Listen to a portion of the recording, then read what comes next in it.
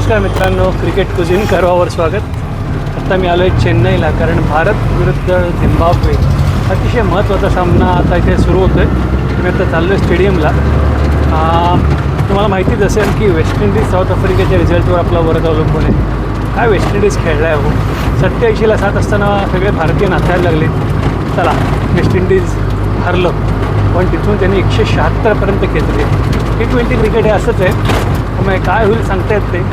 तर आज भारताकरता West Indies हारणं गरजेचं आहे. भारताला हा सामना जिंकणं गरजेचं आहे. टॅक्सी मिळत नाही, म्हणजे आता चेन्नईच्या रस्त्यावरनं रिक्षाने चाललो आहे स्टेडियमला.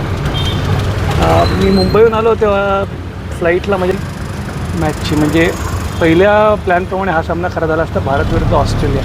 पण झिम्बाब्वेने ऑस्ट्रेलियाला बाहेर काढल्यामुळे झिम्बाब्वे इथे आलं आणि हा भारत झिम्बाब्वे सामना होतो आहे. तर मस्त सामना होईल अशी अपेक्षा आहे. भारताला जिंकणं तर गरजेचं आहे, मोठ्या मार्जिनने जिंकणं गरजेचं आहे. आत्तापर्यंत झालं ते बरंच झालं. काय बॅटिंग क्लिक झाली नाही, बऱ्याच चुका झाल्या. पण आता चुकांना वाव नाही. जिंकायचं असेल म्हणजे उपांत्य फेरीत जायचं असेल तर जिंकावंच लागेल. त्यामुळे बघूया सामन्याला जातं.